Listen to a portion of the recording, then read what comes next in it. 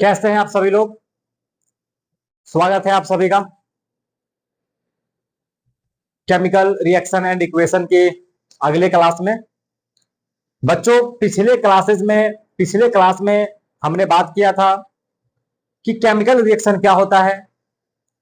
Chemical reaction के time पर ऐसा क्या होता है जिसके कारण जो नया पदार्थ बनता है उसका गुण पुराने वाले पदार्थ से बिल्कुल डिफरेंट होता है। फिर हमने केमिकल रिएक्शन के कुछ एग्जाम्पल के बारे में बात किया था, ऐसे एग्जाम्पल्स जो लेबोरेटरी में होते हैं, साथ ही साथ केमिकल रिएक्शंस के ऐसे भी एग्जाम्पल जो हमें डेली लाइफ में देखने को मिलते हैं। इसके बाद हमने पढ़ा था कि केमिकल रिएक्शन अगर होगा तो हमें कैसे पता चलेगा कि कोई केमिकल रिएक्शन हो रहा है, यानी कि केमिकल रिएक्शन के कैरेक्टरिस्टिक्स के बारे में हमने बात किया था। तो केमिकल रिएक्शन के 5 कैरेक्टरिस्टिक्स है, आप लोगों को याद होगा, ठीक है। जहां तक मुझे याद है, केमिकल रिएक्शन के 5 कैरेक्टरिस्टिक्स थे, जिसमें सबसे पहला कैरेक्टरिस्टिक था इवोल्यूशन ऑफ गैस। ठीक है, इवोल्यूशन ऑफ गैस, यानी कि बहुत सारे ऐसे केमिकल रिएक्शन हैं जिसमें गैस बनते हैं। मैंने आपको 2-3 एग्जाम्पल देकर के समझाया था कि ऐसा कौन कौन सा केमिकल रिएक्शन है जिसमें गैस का निर्माण होता है। ठीक है, फिर सेकेंड नंबर था फॉर्मेशन ऑफ प्रेसिपिटेट, यानी कि प्रेसिपिटेट का बनना, फॉर्मेशन ऑफ प्रेसिपिटेट। मैंने आपको बताया था कि प्रेसिपिटेट क्या होता है। फिर उसके बाद हमने ये भी बात किया था कि प्रेसिपिटेट बनता है ऐसे केमिकल रिएक्शन का कुछ उदाहरण दे दो। ठीक है, थर्ड नंबर का जो कैरेक्टरिस्टिक था वो था चेंज इन कलर। ठीक है, यानी कि बहुत सारे ऐसे भी केमिकल रिएक्शन होते हैं जिसमें हमें कलर में बदलाव देखने को मिलता है, तो हमने इसके भी एग्जाम्पल के बारे में बात किया था। ठीक है, मतलब ये 3 जो कैरेक्टरिस्टिक्स हैं, ठीक है, ये हम लोग लेक्चर 1 में पढ़ चुके हैं। अगर आप वो वीडियो नहीं देखे हैं तो आप जाइए और वो वीडियो देख लीजिए, क्योंकि जब आप वो देख लोगे तो सेकेंड वाला समझने में और आपके लिए आसान हो जाएगा। आज हम लोग पढ़ेंगे 4th characteristics of chemical reaction, जो है चेंज इन टेम्परेचर।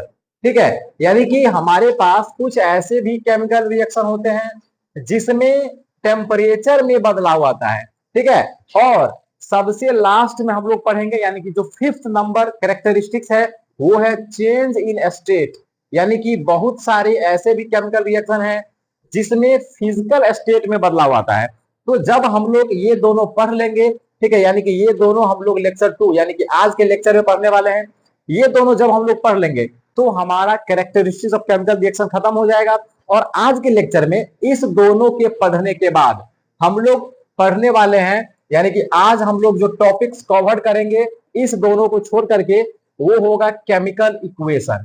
ठीक है, आज के लेक्चर में केमिकल इक्वेशन के बारे में हम लोग बात करेंगे, और केमिकल इक्वेशन में हम लोग केमिकल इक्वेशन को बैलेंस करना भी सीखेंगे, यानी कि बैलेंसिंग ऑफ केमिकल इक्वेशन भी हम लोग सीखने वाले हैं। तो आज का जो सेकेंड लेक्चर है इसमें हम लोग केमिकल इक्वेशन को खत्म कर देंगे, और कल जो लेक्चर होगा यानी कि लेक्चर नंबर 3 उसमें हम लोग केमिकल रिएक्शन के टाइप्स के बारे में बात करेंगे। तो आज का लेक्चर बहुत इंपॉर्टेंट होने वाला है।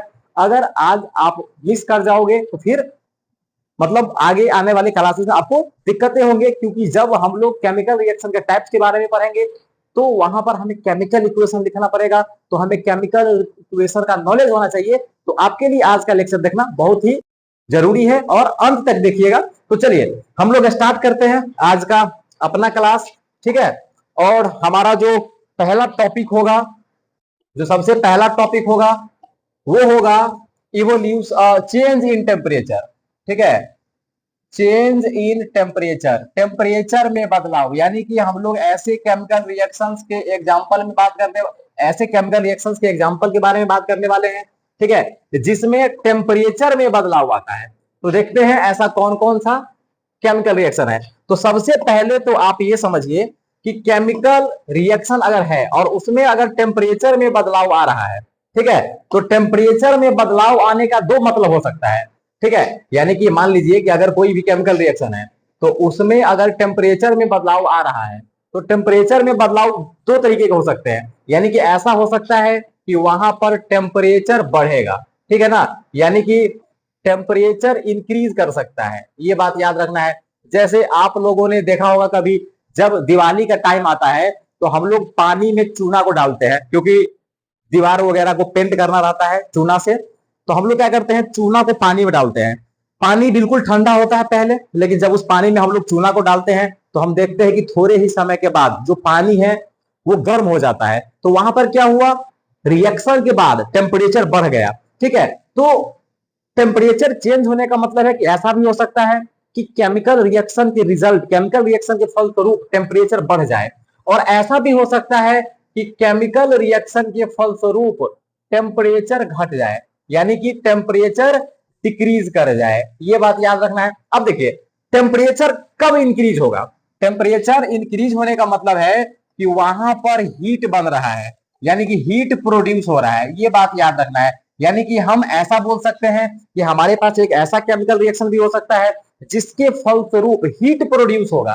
ठीक है, और टेम्परेचर कब घटेगा, जब हीट प्रोड्यूस नहीं होगा बल्कि हीट एब्जॉर्ब्ड होगा। ये बात याद रखना है। यानी कि मिला जुला करके अगर मैं कहना चाहूं तो मैं ये बताना चाह रहा हूं कि केमिकल रिएक्शन दो टाइप के हो सकते हैं। एक ऐसा केमिकल रिएक्शन जिसमें हीट बनेगा यानी कि टेम्परेचर बढ़ेगा, और एक ऐसा केमिकल रिएक्शन जिसमें हीट एब्जॉर्ब होगा यानी कि टेम्परेचर घटेगा। ठीक है, तो आपके जानकारी के लिए मैं बताना ये चाहता हूं, ठीक है, कि अगर अगर हमारे पास कोई ऐसा केमिकल रिएक्शन है जिसमें हीट प्रोड्यूस हो रहा है यानी कि टेम्परेचर बढ़ रहा है, तो उसे हम लोग बोलते हैं एक्सोथर्मिक रिएक्शन। ये बात याद रखना है। ठीक है, एक्सोथर्मिक रिएक्शन। तो एक्सोथर्मिक रिएक्शन क्या हो गया, एक्सोथर्मिक रिएक्शन का मतलब हुआ ऐसा केमिकल रिएक्शन जिसमें हीट प्रोड्यूस होगा यानी कि टेम्परेचर बढ़ेगा, तो हम लोग उसको बोलेंगे एक्सोथर्मिक रिएक्शन। उसी तरीके से अगर मान लीजिए हमारे पास कोई केमिकल रिएक्शन है जिसमें टेम्परेचर घट रहा है यानी कि हीट एब्जॉर्ब हो रहा है, तब हम लोग उस केमिकल रिएक्शन के टाइप को बोलते हैं एंडोथर्मिक केमिकल रिएक्शन।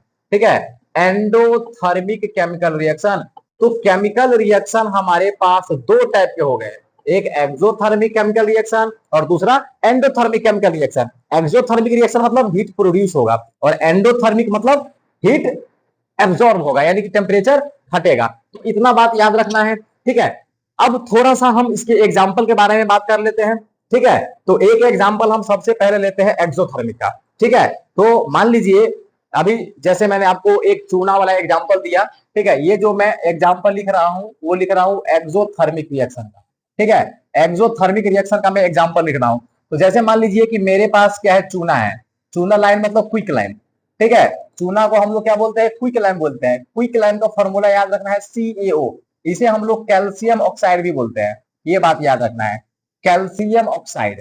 ठीक है, क्विक लाइम कह लीजिए या CaO बोल दीजिए या कैल्शियम ऑक्साइड बोल लीजिए, सब सेम है। ठीक है, तो जब हम लोग क्विक लाइम को वाटर में डालते हैं तो यहां पर क्या होगा, बनेगा सेलेक्ट लाइम, याद रखना है। ठीक है, सेलेक्ट लाइम बनेगा। सेलेक्ट लाइम का मतलब हुआ कैल्शियम हाइड्रोक्साइड यानी कि CaOH का होल ट्वाइस। तो ये बात याद रखना है। इसे हम लोग क्या बोलते हैं, इसे हम लोग बोलते हैं कैल्शियम हाइड्रोक्साइड बोलते हैं। ठीक है, कैल्शियम हाइड्रोक्साइड तो बनेगा ही, साथ ही साथ इसमें हीट प्रोड्यूस होगा। ये बात याद रखना है, यहां पर क्या प्रोड्यूस होगा, हीट प्रोड्यूस होगा। यानी कि मेरे कहने का सिंपल सा मतलब ये हुआ, ठीक है, कि यह एक एक्सोथर्मिक रिएक्शन है। यह कौन सा रिएक्शन हो गया, एक्सोथर्मिक रिएक्शन हो गया। तो जब हम लोग क्विक लाइम को वाटर में डालते हैं तो वहां पे हीट प्रोड्यूस होता है, इसीलिए ये क्या है, यह एक एक्सोथर्मिक रिएक्शन है। उसी तरीके से मैं एक एग्जांपल ले सकता हूं एंडोथर्मिक रिएक्शन का। ठीक है, और भी रिएक्शन हो सकते हैं प्यारे बच्चों जो एक्सोथर्मिक है, लेकिन मैं आपको बस एक एग्जांपल देकर के समझाना चाह रहा हूं। बाकी इस चैप्टर में जब हम लोग बहुत सारे केमिकल रिएक्शंस के बारे में पढ़ेंगे तो अपने आप हमें बहुत सारे एग्जांपल देखने को मिलेगा, कौन एक्सोथर्मिक है और कौन एंडोथर्मिक है। तो एंडोथर्मिक रिएक्शन का मैं आपको एक एग्जांपल लेकर के बताता हूं। तो जैसे मान लीजिए मेरे पास है बेरियम हाइड्रोक्साइड। ठीक है, बेरियम हाइड्रोक्साइड एक कंपाउंड है, बेरियम हाइड्रोक्साइड। ठीक है, और दूसरा कंपाउंड है हमारे पास अमोनियम क्लोराइड। अमोनियम क्लोराइड, ठीक है, अमोनियम क्लोराइड दो कंपाउंड है। जब आप इस दोनों को मिलाओगे, ठीक है ना, जब आप इस दोनों को मिलाओगे तो वहां पर क्या होगा, यहां पर बनेगा क्या, सबसे पहली बात तो यहां पर बनेगा बेरियम क्लोराइड। ठीक है, याद रखना है, बेरियम क्लोराइड बनेगा। ठीक है, बेरियम क्लोराइड बनेगा, इसके साथ ही अमोनिया बनेगा। ठीक है, अमोनिया बनेगा और वाटर बनेगा, याद रखना है। ठीक है, लेकिन जब इस रिएक्शन को आप करोगे, यानी कि मान लीजिए कि आप एक बीकर में इस रिएक्शन को कर रहे हैं, ठीक है, तो जब ये रिएक्शन होगा ना, तो जब आप बीकर को टच करोगे तो आपको ठंडा लगेगा, ठीक है, यानी कि आपको देखने को मिलेगा कि जब ये रिएक्शन हो रहा है तो यहाँ पर हीट एब्जॉर्ब हो रहा है, ठीक है, यानी कि हम ऐसा बोल सकते हैं कि बेरियम हाइड्रोक्साइड और अमोनियम क्लोराइड के बीच में जो रिएक्शन होता है वह एंडोथर्मिक रिएक्शन है, ठीक है, तो यहाँ पर हीट एब्जॉर्ब हो रहा है, क्या हो रहा है, हीट एब्जॉर्ब हो रहा है, ये बात याद रखना है, हीट एब्जॉर्ब्ड हो रहा है, इसका मतलब हुआ कि ये कैसा रिएक्शन है, यह एंडोथर्मिक रिएक्शन है, क्योंकि यहां पर हीट एब्जॉर्ब हो रहा है, याद रखना है। तो मेरे विचार से आपको समझ में आ गया होगा और आपको एग्जाम्पल भी याद हुआ होगा। आपको एग्जाम्पल याद रखना है, एग्जाम्पल काम का चीज है, ठीक है। तो ये दो एग्जाम्पल था जिसके द्वारा हमने एक्सोथर्मिक और एंडोथर्मिक रिएक्शन को समझा। तो अभी हमने क्या पढ़ा, अभी हमने पढ़ा चेंज इन टेम्परेचर, यानी कि हम लोग कैरेक्टरिस्टिक ऑफ केमिकल रिएक्शन के बारे में बात कर रहे हैं, जिसमें चौथा कैरेक्टरिस्टिक क्या था, चेंज इन टेम्परेचर। तो टेम्परेचर दो तरीके चेंज हो सकता है, ऐसा हो सकता है टेम्परेचर बढ़ जाए, ऐसा हो सकता है टेम्परेचर घट जाए। बढ़ जाए यानी हीट प्रोड्यूस हुआ एक्सोथर्मिक, घट जाए यानी हीट एब्जॉर्ब हुआ एंडोथर्मिक, ठीक है। फिर इस दोनों का एक एक एग्जाम्पल हमने कर लिया। चलिए ये हो गया। अब हम लोग अगला जो पढ़ने वाले हैं, यानी कि अगला जो प्रॉपर्टी या आप बोल दीजिए कि कैरेक्टरिस्टिक पढ़ने वाले हैं, वो है चेंज इन स्टेट, ठीक है, चेंज इन स्टेट, यानी कि कुछ ऐसे केमिकल रिएक्शंस के बारे में जिसमें स्टेट में बदलाव आएगा, याद रखना है स्टेट में बदलाव आएगा। तो इसके बारे में थोड़ा सा जान लेते हैं। तो समझिए बहुत आसान सा चीज है, ठीक है, इसमें हम लोग बहुत ज्यादा बात नहीं करेंगे, ठीक है। जैसे मान लीजिए कि मेरे पास कोई भी कैंडल है, मोमबत्ती है मान लीजिए, ठीक है, मेरे पास क्या है, कैंडल है। तो आपने कैंडल को जलते हुए जरूर देखा होगा। तो इस कैंडल में होता है मोम, यानी कि वैक्स, ठीक है। जब ये वैक्स जलता है, ठीक है, यानी कि जब ये वैक्स क्या करेगा, बर्न करेगा, ठीक है, तो यहां पर बनने वाला है कार्बन डाइऑक्साइड गैस बनने वाला है, और ये क्या बनने वाला है, वाटर बनने वाला है, ठीक है। ये बात याद रखना है। हमारे पास कोई भी कैंडल है तो उसमें जो वैक्स जलता है, ठीक है, तो जब हम लोग वैक्स को जलाते हैं तो वहां पर कार्बन डाइऑक्साइड बनता है और क्या बनता है, वाटर। अब देखिए प्यारे बच्चों, ये जो वैक्स है ना, ये सॉलिड है, ठीक है, ये वैक्स क्या है, सॉलिड है, ठीक है। वहीं पर ये कार्बन डाइऑक्साइड क्या है, यह एक गैस है, ठीक है, और ये H2O क्या है, ये लिक्विड है। तो आप समझ गए होंगे कि मैं क्या कहना चाह रहा हूं। मैं ये कहना चाह रहा हूं कि केमिकल रिएक्शन होने से पहले एक पदार्थ सॉलिड था, लेकिन केमिकल रिएक्शन होने के बाद देख लीजिए उसका फिजिकल स्टेट चेंज हो गया, यानी कि सॉलिड गैस और लिक्विड में कन्वर्ट हो गया। तो ये भी एक कैरेक्टरिस्टिक्स है कि जब केमिकल रिएक्शन होता है तो उसके स्टेट में बदलाव हो सकता है। तो हम लोगों ने इस तरीके से पूरे के पूरे कैरेक्टरिस्टिक्स को खत्म कर लिया है, ठीक है। अब देखिए जैसे मान लीजिए कि मैंने यहाँ पर एक एग्जाम्पल लिखा, ठीक है, जैसे मान लीजिए कि कोई भी एग्जाम्पल, ठीक है, जैसे मैंने आपको सबसे पहले बताया था कि मान लो कि भाई मेरे पास H2SO4 है, ठीक है, और जब इसमें हम लोग जिंक डालेंगे तो यहां पर बनेगा हाइड्रोजन गैस, ठीक है। तो ये जो रिएक्शन है इसका क्या कैरेक्टरिस्टिक्स है, तो इवोल्यूशन ऑफ गैस, ठीक है, इवोल्यूशन ऑफ गैस। लेकिन याद रखना है एक रिएक्शन एक ही कैरेक्टरिस्टिक को बताएगा ऐसा कोई जरूरी नहीं है, ठीक है, ये बात याद रखना है। एक रिएक्शन एक ही कैरेक्टरिस्टिक, यानी कि जैसे ये रिएक्शन है तो इसमें सिर्फ गैस ही बनेगा ऐसा नहीं हो सकता है, ऐसा भी हो सकता है कि एक्सोथर्मिक होगा, ऐसा भी हो सकता है ये एंडोथर्मिक होगा, ठीक है। तो ये बात याद रखना है। मैं बस ये कहना चाह रहा हूं कि एक ही रिएक्शन के कई कैरेक्टरिस्टिक्स हो सकते हैं, ठीक है। तो यहां पर आप नोट दे करके लिख सकते हैं, ठीक है, अ सिंगल रिएक्शन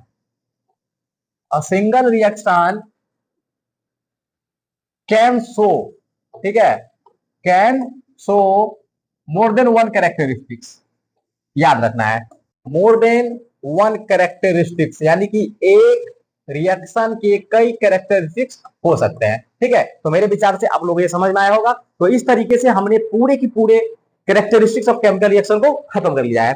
अब जो हमारा अगला टॉपिक है उसमें हम लोग बात करने वाले हैं केमिकल इक्वेशन के बारे में। हम अभी क्वेश्चन प्रैक्टिस नहीं कर रहे हैं, ठीक है, मतलब मैंने आपको जो अभी पढ़ाया उससे क्वेश्चन एक दो पूछा हुआ है सीबीएसई, क्वेश्चन प्रैक्टिस नहीं कर रहे हैं। जब हम लोग केमिकल इक्वेशन पढ़ लेंगे तब करेंगे, ठीक है, क्योंकि केमिकल इक्वेशन और इस दोनों को साथ में मिलाकर के क्वेश्चन पूछा जाता है। तो जब हम लोग केमिकल इक्वेशन कंप्लीट कर लेंगे तब हम जाकर के क्वेश्चन प्रैक्टिस करेंगे। तो जल्दबाजी नहीं करना है, ठीक है। तो अगला जो हमारा टॉपिक है वो क्या है, केमिकल इक्वेशन, ठीक है।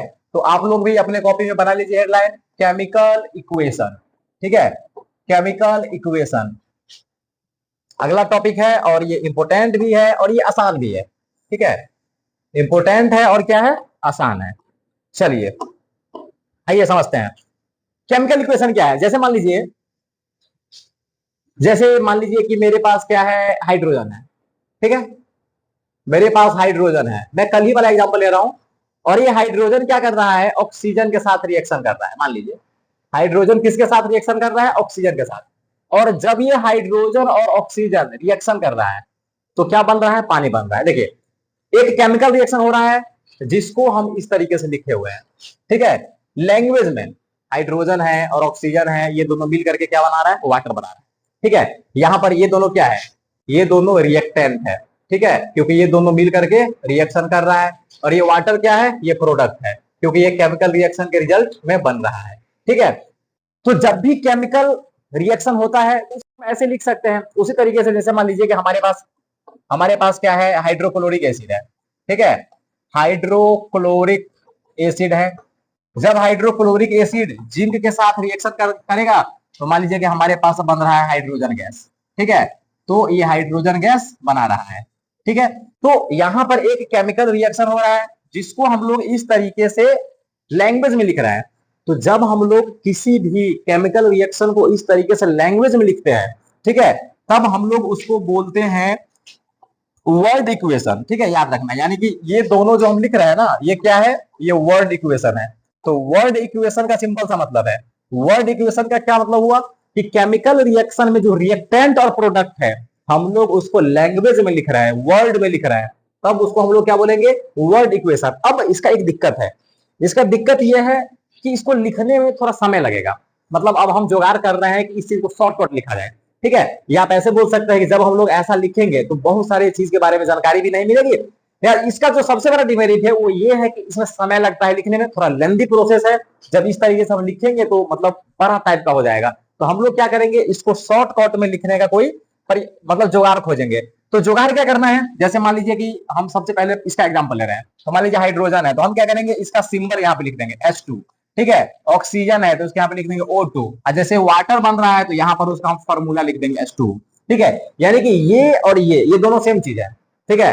मेरे विचार से आप समझ पा रहे हैं, ये और ये दोनों सेम चीज है, बस इसको हमने क्या किया है, वर्ड में लिखा है, ठीक है। और यहां पर हमने क्या किया, ये जो केमिकल रिएक्शन था उसको हमने सिंबल और फॉर्मूला का इस्तेमाल करके लिख दिया, ठीक है। उसी तरीके से हम लोग इसको भी लिख सकते हैं, ठीक है। हाइड्रोक्लोरिक एसिड है तो हाइड्रोक्लोरिक एसिड HCl, और जिंक को हम लोग Zn लिखते हैं, और जो हाइड्रोजन गैस है उसको हम लोग इस तरीके से लिख देंगे। तो यहां पर आप समझ पा रहे हैं कि मैं क्या बताना चाह रहा हूं।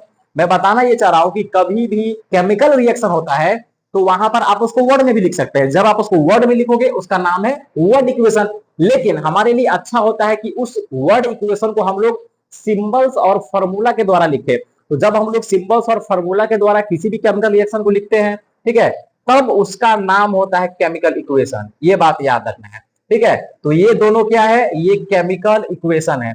तो केमिकल इक्वेशन का क्या मतलब हुआ, जब हम लोग किसी भी केमिकल रिएक्शन में जो रिएक्टेंट है और जो प्रोडक्ट है उसको सिंबल्स और फॉर्मूले का इस्तेमाल करके लिखते हैं, ठीक है। जैसे एग्जांपल आपके सामने में है, जो भी केमिकल रिएक्शन हो रहा था उसको हमने क्या किया, फॉर्मूला वगैरह का इस्तेमाल करके लिखा, तब उसका नाम क्या हो जाएगा, केमिकल इक्वेशन। अब देखिए सुनिए, केमिकल इक्वेशन लिखने के लिए आपको फॉर्मूला याद होना चाहिए, ठीक है। मैंने आप लोगों को कल के लेक्चर में बताया था कि आप जब क्लास 9th में रहे होंगे तो वहां पर एक चैप्टर था atoms molecules and equation, sorry atoms molecules and ions, ठीक है।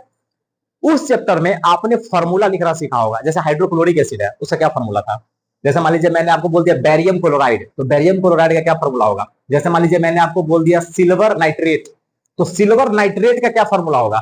तो उसके लिए वैलेंसी वगैरह सब याद करना पड़ता है, और आपने क्लास 9th में सीखा होगा, आपको वो पक्का याद होना चाहिए। अगर आपको ये याद नहीं है तो आप केमिकल इक्वेशन नहीं लिख पाएंगे। आप जरा समझिए इस बात को, ठीक है। जैसे मान लीजिए मैं आपको एक एग्जांपल दे रहा हूं, जब कल के लेक्चर में याद कीजिए आप, हम पढ़ रहे थे कि प्रेसिपिटेट बनना, यानी कि कुछ ऐसे केमिकल रिएक्शन के बारे में जिसमें प्रेसिपिटेट बनता है।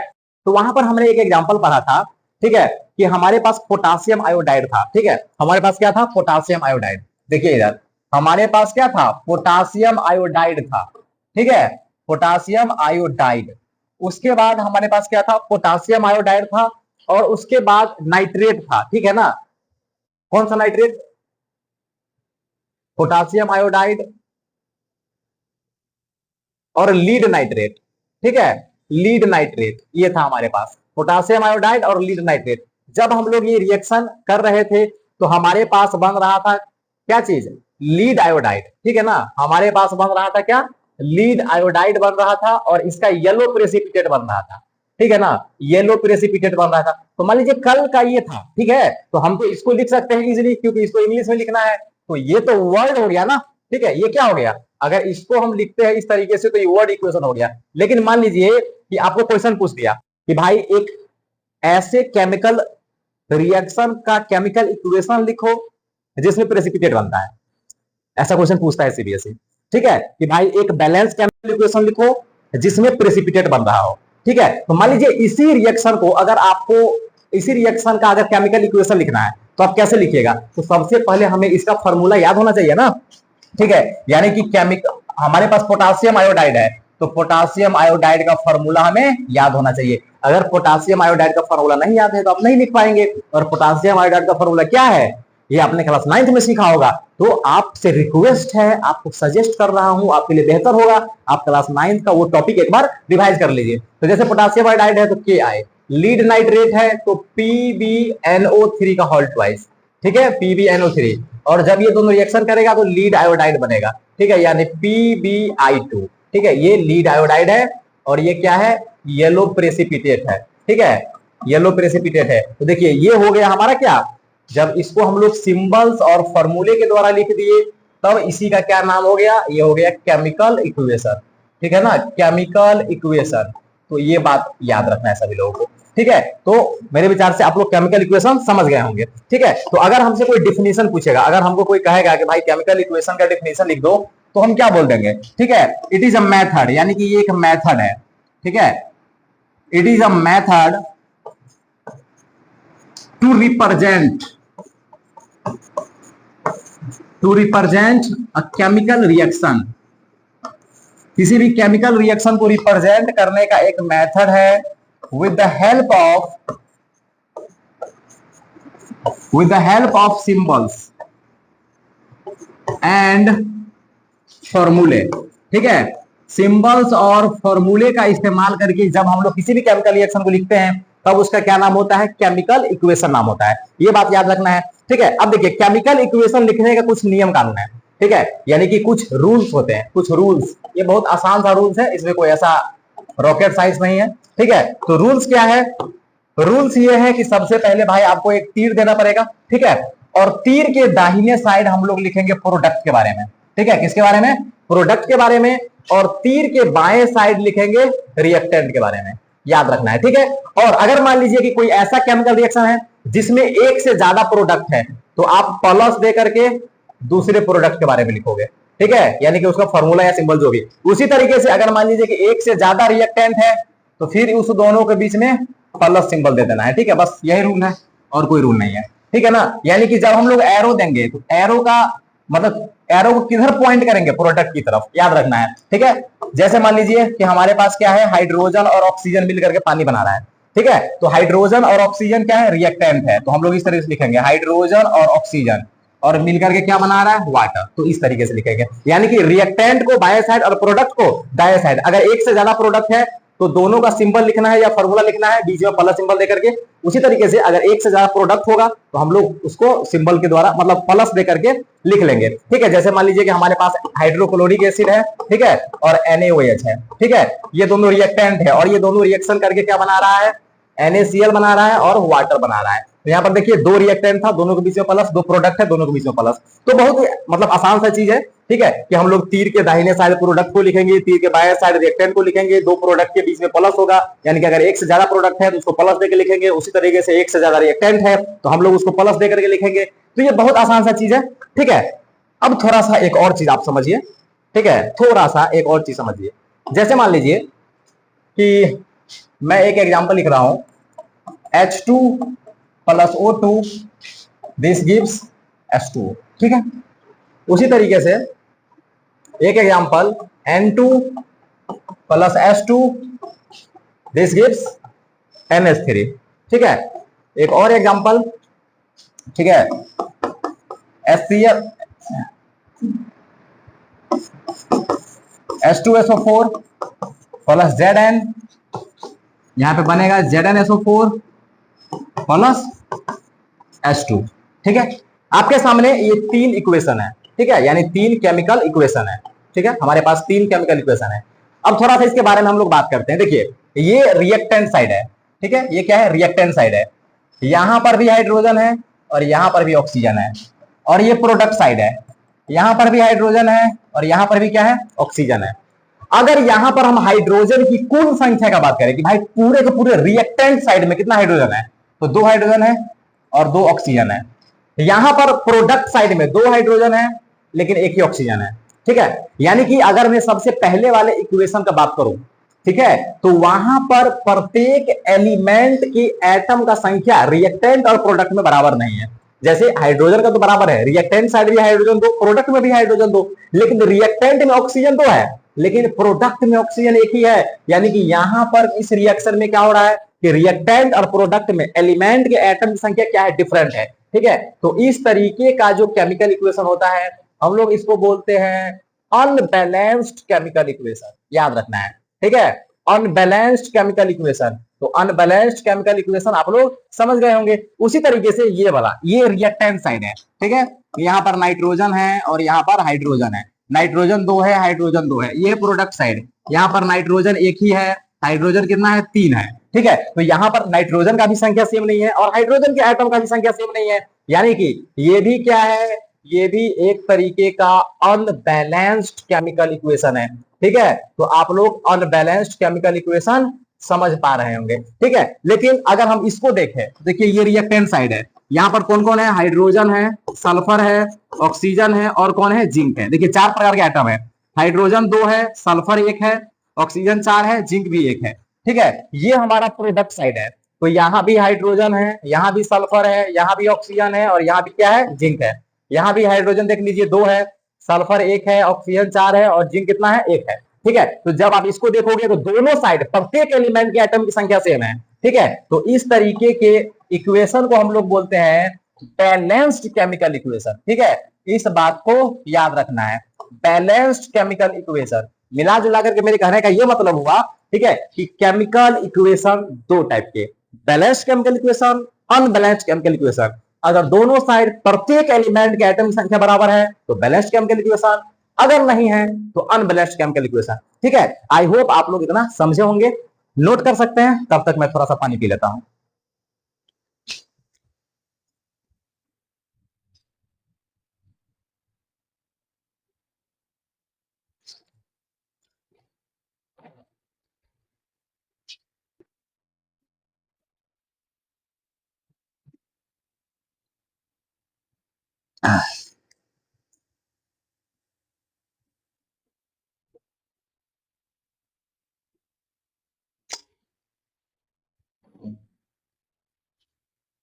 चलिए हम लोग आगे बात करते हैं।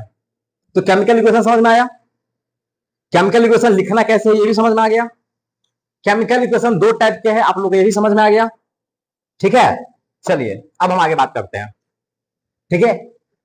अगर मान लीजिए कि इस तरीके से है H2 और N2 और ये दोनों मिलकर के बना रहा है क्या, NH3, ठीक है। तो हम ये समझ पा रहे हैं कि ये क्या है, ये अनबैलेंस्ड केमिकल इक्वेशन है, ये क्या है, अनबैलेंस्ड केमिकल इक्वेशन है, ठीक है, अनबैलेंस्ड केमिकल इक्वेशन है। अब इस अनबैलेंस्ड केमिकल इक्वेशन की एक दिक्कत है, दिक्कत क्या है, जैसे मान लीजिए कि यहां पर हाइड्रोजन है 2, नाइट्रोजन है 2, यहां पे नाइट्रोजन है 1 और हाइड्रोजन कितना है, 3, ठीक है। अब जरा समझिए, अब जरा सोचिए कि अगर दोनों साइड एटम की संख्या बराबर नहीं है तो क्या दोनों साइड मास बराबर हो सकता है। अब जरा सोचिए, मान लीजिए कि इस साइड भी नाइट्रोजन या हाइड्रोजन है और इस साइड भी नाइट्रोजन और हाइड्रोजन ही है, दूसरा कोई नहीं है, आप समझिए, ठीक है। मान लीजिए कि इस साइड नाइट्रोजन और हाइड्रोजन मिला करके, ठीक है ना, यानी कि हाइड्रोजन 2 है और नाइट्रोजन 2 है, लेकिन यहां पर नाइट्रोजन एक ही है, इस साइड 2 है, यहां पर हाइड्रोजन 3 हो गया, यहां पर हाइड्रोजन 2 ही है। तो जब दोनों साइड एटम की संख्या बराबर नहीं है तो क्या दोनों साइड मास बराबर हो सकता है, बिल्कुल नहीं हो सकता है, ठीक है ना। तो यहां पर क्या होगा, यानी कि रिएक्टेंट का मास, ठीक है ना, मास ऑफ रिएक्टेंट, ठीक है, मास ऑफ रिएक्टेंट बराबर नहीं होगा मास ऑफ प्रोडक्ट के। यही सबसे बड़ा समस्या है, ठीक है ना, कि जब कोई अनबैलेंस केमिकल इक्वेशन होता है तो वहां पर दोनों साइड एटम की संख्या बराबर नहीं है। जब दोनों साइड एटम की संख्या बराबर नहीं होगा तो रिएक्टेंट का टोटल मास और प्रोडक्ट का टोटल मास बराबर हो ही नहीं सकता है। और जब ये नहीं बराबर होगा तो एक दिक्कत है। दिक्कत क्या है? याद कीजिए 9th क्लास, वहां पर एक नियम था, लॉ ऑफ कंजर्वेशन ऑफ मास। ठीक है ना? Law of conservation of mass. Law of conservation of मास कहता है कि जब कभी भी केमिकल रिएक्शन होगा तो रिएक्टेंट का टोटल मास और प्रोडक्ट का टोटल मास बराबर होना ही चाहिए। लेकिन जब आप लोग अनबैलेंस केमिकल इक्वेशन लिखोगे तो ये नियम का तो धज्जिया उड़ गया ना। इस नियम का तो धज्जिया उड़ गया ना, तो ये नियम का धज्जिया नहीं उड़ना चाहिए। यानी कि जब आप अनबैलेंस केमिकल इक्वेशन लिखते हो तो वो गलत तरीका है लिखने का। आप हमेशा बैलेंस इक्वेशन लिखिए। ठीक है? तो आपके दिमाग में आ रहा होगा, सर केमिकल इक्वेशन को हम बैलेंस कैसे लिखेंगे, हम तो यही जानते हैं, आपने यही सिखाया है, सीधा सिंबल लिख देना है। ठीक है? तो भाई सही है, कोई बात नहीं, ऐसे ही लिखना है। लेकिन जैसे ही हम देखेंगे कि भाई ये इक्वेशन अनबैलेंस है, हम तुरंत इसको बैलेंस करेंगे। ठीक है? यानी कि अगर हमारे पास कोई अनबैलेंस केमिकल इक्वेशन है तो हमें उसको बैलेंस करना पड़ेगा। कैसे करेंगे हम ये भी बात करेंगे। ठीक है? सब पहले आप ये समझ गए होंगे, ठीक है, कि इसको बैलेंस करना क्यों जरूरी है। आप समझ गए कि मान लीजिए हमारे पास कोई भी अनबैलेंस केमिकल इक्वेशन है, ठीक है, उसको बैलेंस करना क्यों जरूरी है? क्योंकि according to law of conservation of mass, mass of reactant must be equal to mass of product, यानी कि mass of reactant must be equal to mass of product, which is only possible when total number of all the elements, total number of atoms of all the elements in reactant side will be equal to total number of atoms of elements in product side। ठीक है? ये बात याद रखना है। यानी कि हम ऐसा लिख सकते हैं, ठीक है, कि we balance unbalanced chemical equation। ठीक है ना? अनबैलेंस्ड केमिकल इक्वेशन, यानी कि हम लोग अनबैलेंस्ड केमिकल इक्वेशन को because according to law of conservation of mass, according to law of conservation of mass, law of conservation of mass, total mass of product, total mass of reactant and product, total mass of reactant and product must be equal, बराबर होना ही चाहिए। which is only possible, which is only possible when number of atoms of all elements,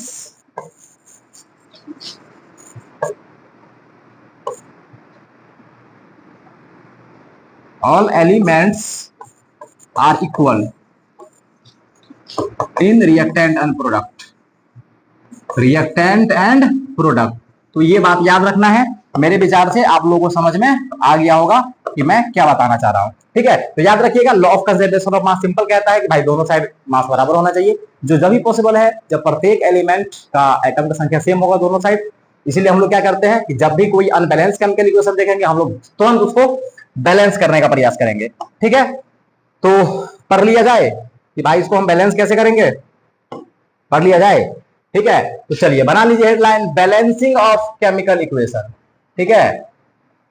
balancing of chemical equation, balancing of chemical equation. ठीक है? Balancing of chemical equation, ये N. ठीक है? Balancing of chemical equation, हम लोग chemical equation को कैसे balance करेंगे। तो कितना टाइम हो गया, पढ़ लिया जाए कि छोड़ दिया जाए? चलिए पढ़ लिया जाए। ठीक है? पढ़ ही लेते हैं, जो होगा तो देखा जाएगा। चलिए आइए देखिए इधर। ठीक है? कुछ नियम कानून है। नियम कानून क्या है? जैसे मान लीजिए कि हमारे पास एक एग्जांपल है, H2 है, N2 है, और ये मिल करके क्या बना रहा है, NH3। ठीक है? तो सबसे पहले चेक करो कि क्या ये अनबैलेंस है। बिल्कुल अनबैलेंस है ये।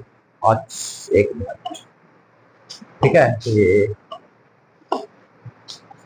N2 H2 NH3। ठीक है? तो सबसे पहले क्या चेक करना है? सबसे पहले ये चेक कीजिए क्या ये अनबैलेंस है। अनबैलेंस है। तो अब इसको बैलेंस करते हैं। तो बैलेंस कैसे करेंगे, ठीक है, तो आप लोग समझते हैं ये सबस्क्रिप्ट बोलते हैं इसको, जो नीचे में लिखा होता है, ठीक है। हम लोग इसमें कोई छेड़खानी नहीं करेंगे। हम लोग क्या करेंगे, मतलब सिंपल, कुछ भी करना है पीछे से कीजिए, ठीक है। जैसे मान लीजिए कि यहाँ पर नाइट्रोजन 2 है लेकिन यहाँ पर नाइट्रोजन 1 है, तो हमें नाइट्रोजन को 2 करना पड़ेगा। तो नाइट्रोजन 2 कैसे होगा, कुछ लोग क्या करेंगे, इसको नीचे में लिख देंगे। ना भाई, गलत हो गया ये, ठीक है, ये गलत हो गया। सबस्क्रिप्ट में कोई छेड़खानी नहीं, याद रखना है, कोई छेड़खानी नहीं करना है, ठीक है। तो इस अगर नाइट्रोजन को 2 करना है तो इसके पीछे में 2 लगाना पड़ेगा, ठीक है। तो यहां पर नाइट्रोजन कितना हो गया, 2 हो गया। यानी कि आप कुछ भी करो पीछे में करो, ठीक है, आगे में कोई अलाउ नहीं है करना, तो ये बात याद रखना है। तो N2 है, H2 है, क्या बन जाएगा, 2NH3 बन जाएगा, ठीक है। तो यहां पर कितना नाइट्रोजन हो गया, 2, चेक कर लेना है। यहां नाइट्रोजन 2, यहां भी नाइट्रोजन 2। अब यहां पे हाइड्रोजन कितना हो गया, 6, देखिए 3 नाइट्रोजन और पीछे में 2 है, गुना हो जाएगा, ठीक है। यानी कि हाइड्रोजन यहाँ 6 हो गया, लेकिन यहाँ पर तो हाइड्रोजन 3 ही है, तो हम क्या करेंगे, इसके मतलब हाइड्रोजन 2 ही है तो पीछे में 3 लगा देंगे। देख लीजिए बैलेंस हो गया, ठीक है ना। यानी कि इसको हम ऐसे लिख सकते हैं, N2 + 3H2 this gives 2NH3। अब ये इक्वेशन सही है, ठीक है। अगर आप नॉर्मल अनबैलेंस तरीके से लिख दोगे तो फिर दिक्कत है। उसी तरीके से मान लीजिए H2 है, O2 है, ठीक है, और ये दोनों मिलकर के क्या बना रहा है, H2O बना रहा है। यहाँ पर हाइड्रोजन बैलेंस है, ऑक्सीजन बैलेंस नहीं है। यहाँ पे 2 ऑक्सीजन है, हम लोग यहाँ पे 2 लगा देते हैं। यहाँ भी ऑक्सीजन 2 हो गया, लेकिन ऑक्सीजन 2 हो गया तो अब हाइड्रोजन 4 हो गया। यहाँ पर हाइड्रोजन 2 है, पीछे में 2 लगा देंगे, ठीक है। तो हम लोग इसको ऐसे लिख सकते हैं, हम लोग इसको लिख सकते हैं 2H2 + O2 this gives 2H2O। तो इस तरीके से लिखना ज्यादा सही है, क्योंकि ये बैलेंस केमिकल इक्वेशन है, ठीक है। तो मेरे विचार से आप लोगों ने समझा होगा। चलिए एक दो क्वेश्चंस करते हैं, ठीक है। ये बैलेंस करने वाले पर हम लोग क्वेश्चन करते हैं। एक मिनट रुक जाइए, एक मिनट, ठीक है।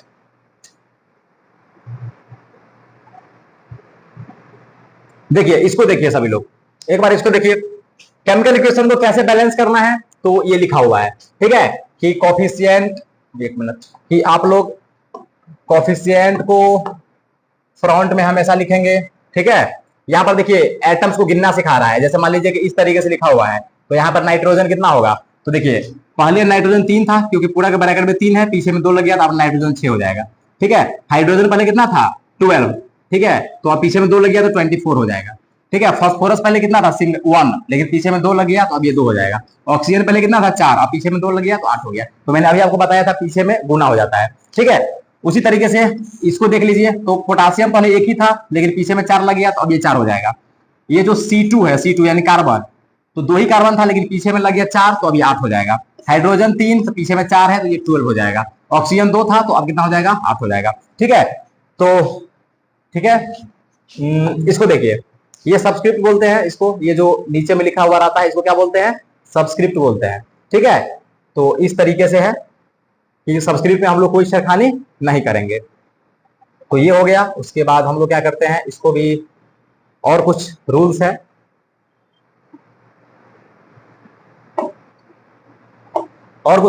क्या है, हम लोग सबस्क्रिप्ट में कोई बदलाव नहीं कर सकते हैं, ये मैंने आपको बता दिया, ठीक है। जैसे हम पीछे में बदलाव कर सकते हैं, आप लोग इसको बीच में नहीं लिख सकते हैं, ठीक है। दूसरा नंबर क्या हो गया कि हम मिडिल में भी नहीं लिख सकते हैं, ठीक है, कि बीच में क्या कर दिए, बीच में लिख दिए। जैसे मान लीजिए कि ALN है तो हम बीच में 2 घुसा दिए, नहीं, ऐसा नहीं होता है, ठीक है। आपको जो करना है पीछे करना है, मैंने सिंगल लाइन में बताया था, ठीक है।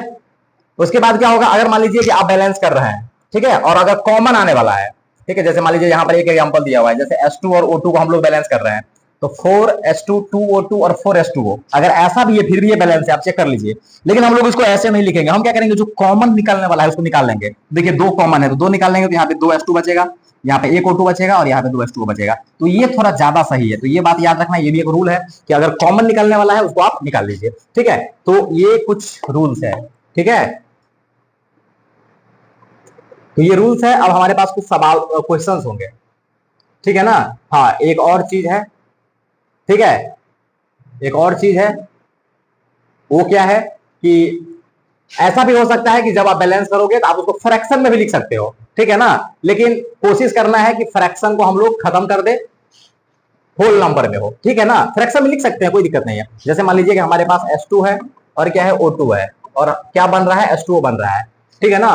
तो यहाँ पर ऑक्सीजन एक है लेकिन यहाँ पर ऑक्सीजन 2 है, तो इसको 1/2 कर देते हैं, ठीक है, बैलेंस हो जाएगा, ठीक है ना, कोई दिक्कत नहीं है। लेकिन इसको फ्रैक्शन से हटा लेना है, यानी कि कोशिश करना है कि होल नंबर हो। तो होल नंबर कैसे होगा, तो इसमें 2 से गुना कर देते हैं, तो इसमें भी 2 से गुना करना पड़ेगा, इसमें भी 2 से गुना करना पड़ेगा, तो ये हो जाएगा 2s2, ये सिंपल हो जाएगा O2, और ये क्या हो जाएगा 2s2, ठीक है।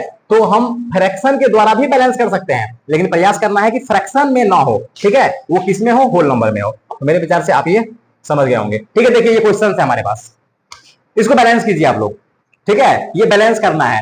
तो यहां पर दिमाग लगाइए, देखिए यहां पे हाइड्रोजन कितना है 1, वहां पर हाइड्रोजन कितना है 2, ठीक है, यहां पे क्लोरीन है 1, यहां भी क्लोरीन है 2। अगर मान लीजिए कि यहां पर हम 2 लिख देते हैं तो हाइड्रोजन भी 2 हो गया, क्लोरीन भी 2 हो गया, इधर भी क्लोरीन 2 है, हाइड्रोजन कितना है 2 है। अब ऑक्सीजन को देखिए, ठीक है, तो ऑक्सीजन 3 है, कैल्शियम 1 है, तो यहां भी ऑक्सीजन 3 है, कैल्शियम 1 है, खत्म हो गया, बैलेंस हो गया, ठीक है। तो इस तरीके से दिमाग लगाना है। तो आपका दिमाग स्पीड में कब काम करेगा, जब आप बहुत सारे क्वेश्चंस प्रैक्टिस करोगे तब, ठीक है। तो ये हो गया। उसी तरीके से अब हम इसको बैलेंस करते हैं। ये एक सोडियम है, मतलब यहाँ पे 2 हाइड्रोजन, यहाँ पे 2 हाइड्रोजन, नहीं नहीं, यहाँ पे 3 हाइड्रोजन, 2 ये और 1 ये, यहाँ पे 3 हाइड्रोजन है, यहाँ पे 2 ही हाइड्रोजन है। तो क्या करना पड़ेगा, यहाँ पे ऑक्सीजन 1 है, यहाँ भी ऑक्सीजन 1 है, यहाँ भी सोडियम 1 है, यानी कि सिर्फ हाइड्रोजन का समस्या आ रहा है, ठीक है। तो हम क्या करते हैं, अगर यहाँ पे 2 लगा देता, हाइड्रोजन कितना हो गया 5, नहीं यहाँ लगाने से कोई फायदा नहीं है, ठीक है। तो हम क्या करते हैं, यहाँ पे 2 लिख देते हैं, तो यहाँ से हाइड्रोजन कितना हो गया 4, यहाँ 2 लिख देते हैं, यहाँ भी हाइड्रोजन हो गया 4, ऑक्सीजन 2, यहाँ भी ऑक्सीजन 2, यहाँ पे सोडियम 2 हो गया, तो यहाँ पे 2 लिख देते हैं, देखिए हो गया बैलेंस, ठीक है। N2S2 तो ये तो अभी किए हुए हैं, ठीक है, इसके पीछे में आप 2 लगा लीजिए, तो हाइड्रोजन 6 हो गया, यहाँ 3, नाइट्रोजन 2 हो गया, कोई दिक्कत नहीं है। NaCl यहाँ पे 2 लगा लीजिए, Cl 2 हो गया, 2 Na हो गया, यहाँ भी 2 लगा लीजिए, ठीक है। Fe+H2O यहाँ पे ऑक्सीजन कितना है 4 है, तो ऑक्सीजन आपको 4 लिखना पड़ेगा, तो 4 लिख दिया ऑक्सीजन, तो हाइड्रोजन हो गया 8, तो हाइड्रोजन 8 कब होगा, जब यहाँ पे 4 लगा हो गया। अब आयरन 3 है, तो यहाँ पे आपको आयरन 3 लिखना पड़ेगा, हो गया बैलेंस, ठीक है। तो ये नीचे का आप लोग बैलेंस करके लाओगे, ठीक है। एक ये कर देते हैं, ये थोड़ा सा टफ लग रहा है, ठीक है, इसको हम कर देते हैं, ठीक है। देखिए यहाँ पे जिंक 1 है, यहाँ भी जिंक 1 है, यहाँ पे NO3 2 है, देख लीजिए। अब यहाँ पे नाइट्रोजन अलग अलग नहीं करना है, ठीक है। यहाँ पर देखिए NO3 2 है, यहाँ भी NO3 2 है, यहाँ पर Ag 1 है, यहाँ भी Ag 1 है, यानी कि ये ऑलरेडी बैलेंस है, ठीक है, ये ऑलरेडी बैलेंस है, इसको बैलेंस करने की जरूरत नहीं है, ठीक है। तो ये बात याद रखना है, ये ऑलरेडी बैलेंस है, ठीक है। तो इस तरीके से दिमाग लगा लेना है। और भी शायद क्वेश्चंस होंगे, ठीक है, ये क्वेश्चंस है, ठीक है, इसको बैलेंस कर लीजिएगा आप लोग, ठीक है। और इसका तो शायद मैंने आंसर भी दे रखा है, ठीक है। और ये देखिए, इसको बना करके लाइए आप लोग, इसको, ये एनसीईआरटी का क्वेश्चन है। एनसीईआरटी के बीच में कह रहे हैं कि मैग्नीशियम रिबन को क्यों क्लीन किया जाता है जलाने से पहले। भाई साहब मैंने आपको कल बताया हुआ था, ठीक है। अब कह रहा है देखिए केमिकल इक्वेशन को लिखिए, वो भी बैलेंस केमिकल इक्वेशन को लिखिए। हाइड्रोजन क्लोरीन रिएक्शन करके हाइड्रोजन क्लोराइड बना रहा है, तो हाइड्रोजन और क्लोरीन रिएक्शन करके हाइड्रोजन क्लोराइड यानी कि HCl बना रहा है। आप इसको बैलेंस कर लीजिए, हो गया बैलेंस, ठीक है। उसके बाद क्या कह रहा है कि बैरियम क्लोराइड है, बैरियम क्लोराइड BaCl2, और कह रहा है कि एल्युमिनियम सल्फेट यानी कि Al2SO4 का होल थ्राइस, ये मिल करके क्या बनाएगा बैरियम सल्फेट यानी कि BaSO4 और एल्युमिनियम क्लोराइड यानी कि AlCl3। बाकी आप इसको बैलेंस कर लीजिएगा, ठीक है। सोडियम और वाटर यानी कि Na और H2 रिएक्शन करके क्या बना रहा है, सोडियम हाइड्रोक्साइड बना रहा है यानी कि NaOH बना रहा है और H2 बना रहा है। आप बैलेंस कर लीजिएगा, ठीक है। तो ये एनसीईआरटी क्वेश्चन है, जिसको पूरे बना करके लाइए, पूरे बन जाएगा, कोई दिक्कत नहीं है। तो जितना पढ़ा रहे हैं उतना ही क्वेश्चन है। सीबीएसई का जब आप क्वेश्चन में देखोगे ना, फिर भी उतना ही होगा, उसमें भी उतना ही होगा जितना हम पढ़ा रहे हैं, ठीक है। और एनसीईआरटी तो उससे बाहर है ही नहीं, ठीक है। तो ये हो गया। उसके बाद भी कुछ है क्या, हाँ ये देख लीजिए। तो ये सीबीएसई का क्वेश्चन है 2024 का, ठीक है। ये कह रहा है कि एक्स वाई जेड का वैल्यू बता दो, एक्स वाई जेड का वैल्यू बता दो, ठीक है। यानी कि ZnNO3 का होल ट्वाइस, ठीक है। और इसको हम गर्म कर रहे हैं तो क्या बन रहा है ZnO और NO2 और क्या O2। आप इसको बैलेंस कीजिए। तो जब आप इसको बैलेंस करोगे तो देखो, सबसे पहले तो ऑक्सीजन को बैलेंस करना है भाई। ऑक्सीजन कितना है 2 2 4 1 5 ऑक्सीजन है, यहाँ 6 ऑक्सीजन है, यहाँ 2 लगा दे, चलिए 2 लगा देते हैं। तो अब कितना हो गया, अब 6 ऑक्सीजन हो गया। तो 6 ऑक्सीजन तो है, लेकिन जिंक 2 हो गया ना, और नाइट्रोजन भी तो 2 है, नाइट्रोजन 2 करने के लिए भी यहाँ तो 2 लगाना पड़ेगा। तो अब हमारे पास कितना ऑक्सीजन हो गया है, 4 2 6 6 2 8, तो यहाँ पे 4 लगाना पड़ जाएगा, ठीक है। तो जब 4 लगाएंगे तो जिंक 4 हो जाएगा। तो क्या हो सकता है उपाय, थोड़ा सा आप लोग दिमाग लगा लीजिए। ये Zn है, ठीक है, ये 4 है। तो अगर हम, अच्छा और कुछ नहीं ना है, NO3 का होल ट्वाइस है, ZNO, NO2 और O2। ऑक्सीजन कितना था, चलिए ठीक है, फिर से दिमाग लगाते हैं हम लोग। हमारे पास क्या है, ZnNO3 का होल ट्वाइस, और बन क्या रहा है, ZNO, NO2 और क्या बन रहा है, O2। ठीक है, तो जिंक कितना है, 1 है, यहां भी जिंक 1 है, नाइट्रोजन 2 है, तो यहां पे नाइट्रोजन 2 करना पड़ेगा, 2 हो गया। अब ऑक्सीजन कितना हो गया, 4 2 6 1 7, यानी 7 ऑक्सीजन है। ठीक है, लेकिन यहां पर कितना है, 6 ऑक्सीजन है। ठीक है, 6 है, तो इसको 7 क्या करना, इसके लिए क्या करें हम, अगर मान लीजिए कि यहाँ पे हम 2 लगा लेते हैं।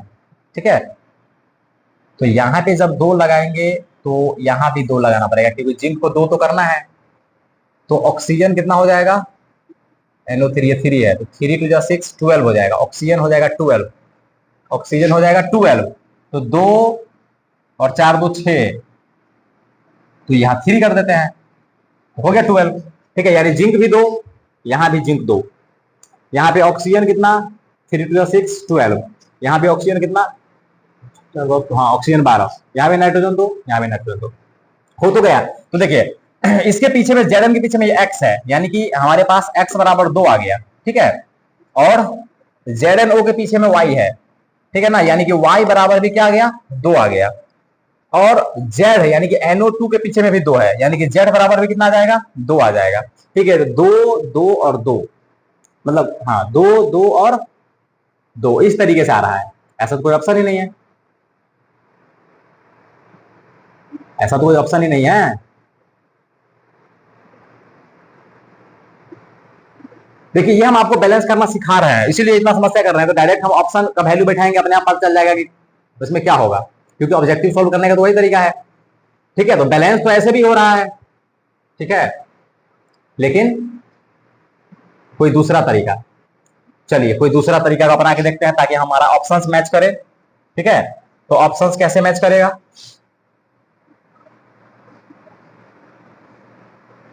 प्लस में क्या है, NO2 है, NO2 है, और ये क्या है, O2 है, ये ZnO है। तो फिर इससे क्या किया जाए, अगर मान लीजिए यहाँ पर हम 4 डालते हैं, क्योंकि अगर हम 2 डाले थे, 2 से तो कहानी बना नहीं, चलिए यहाँ 4 डाल के देखते हैं, क्योंकि ऑप्शन में या तो 2 है या तो 4 है। ठीक है, 4 डालते हैं, तो यहाँ भी हमको 4 डालना पड़ेगा, दूसरा कोई उपाय नहीं है।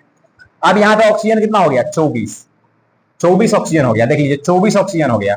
और नाइट्रोजन कितना हो गया, 2, तो यहाँ तो 2 तो लगाना ही पड़ेगा, क्योंकि नाइट्रोजन 2 होना है। ऑक्सीजन हमारे पास कितना है, 4 और 4 8, तो 16, यानी कि 8, यहाँ पर 8 डालना पड़ेगा।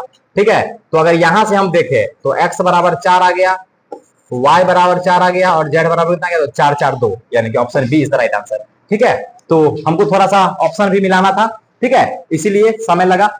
अब डायरेक्ट ऐसा करते ना, ये जो मैं जैसा बनाया हूं वैसा आपको बनाने की जरूरत नहीं है, ये ऑब्जेक्टिव का क्वेश्चन है, आप डायरेक्ट वैल्यू बैठा लो ना, आप चेक कर लेना, यहाँ 4 बैठा लो, वहां बैठा लो, और तुरंत बुद्धि लगा लो कि भाई बैलेंस है कि नहीं है। ठीक है, तुरंत बन जाएगा, 1 मिनट में बन जाएगा, तो ज्यादा दिमाग नहीं लगाना है। ठीक है, ये देखिए ये क्वेश्चन क्या कह रहा है, कह रहा है कि कैल्शियम ऑक्साइड वाटर के साथ रिएक्शन करेगा। ठीक है ना, यानी कि कैल्शियम ऑक्साइड वाटर के साथ रिएक्शन करेगा। तो कह रहा है कि इसका बैलेंस इक्वेशन लिखो, तो क्या बनेगा, CaOH का होल ट्वाइस बनेगा। ठीक है ना, और उसके बाद कह रहा है कि इस रिएक्शन का नाम बताओ, समझ गया ना। तो भाई साहब ये endothermic reaction, sorry exothermic reaction है। अभी हम चेंज इन टेम्परेचर वाला में बताए थे, ये एक्सोथर्मिक है। एक्सोथर्मिक के अलावा भी ये दूसरा हो सकता है, ठीक है ना, लेकिन ये एक्सोथर्मिक भी है। ठीक है, अब क्या कर रहा है, देखो ऐसे केमिकल इक्वेशन को लिखो, ठीक है ना, जिसमें कलर चेंज होता होगा, टेम्परेचर चेंज होता होगा और प्रेसिपिटेट बनता होगा। ठीक है, ये बात याद रखना है। तो देखिए लिखने आना चाहिए, CBSE का क्वेश्चन है 2024 का। ठीक है, और भी है, हाँ देखिए ये आंसर लिखा हुआ है उस क्वेश्चन का। ठीक है, यहाँ पर कलर चेंज हो रहा है, यहाँ पे क्या हो रहा है, हीट बन रहा है, यानी कि टेम्परेचर में चेंज हो रहा है, और यहाँ पे क्या हो रहा है, प्रेसिपिटेट बन रहा है। ठीक है, वही वाला एग्जाम्पल है लीड नाइट्रेट वगैरह वाला जो हम बताए हुए हैं।